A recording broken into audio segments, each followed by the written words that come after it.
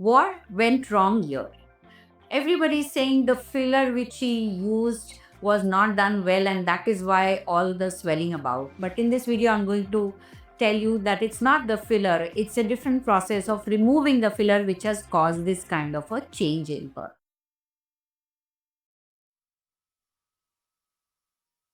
Why do people really do lip fillers? One, to balance out the facial features. Second, if there is an asymmetry, you can always do lip fillers to give you a more balanced look.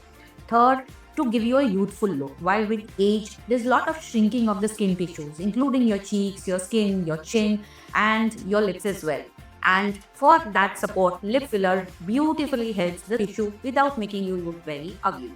Why do we have to go in for resolution of the fillers? Now when the filler is put, which is mostly the hyaluronic acid, sometimes people do not accept the entire look, or you may feel that it's looking too bold on your face, or you may not look the end result. You've thought about it and it's not come the way you do it. So a simple process called as hyaluronic acid dissolution, which is the hyaluronidase. So the hyaluronidase, this is an enzyme which actually breaks the hyaluronic acid and reduces the swelling of the filler.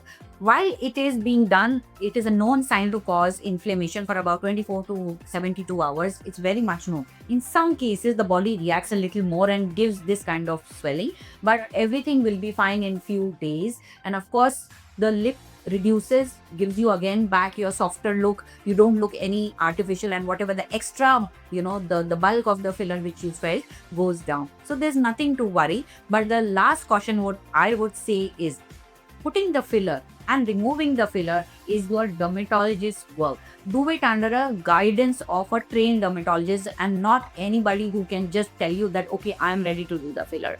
So do make use of these aesthetic, established processes or procedures like fillers, Botox, and even microneedling for that matter, and make yourself look more beautiful.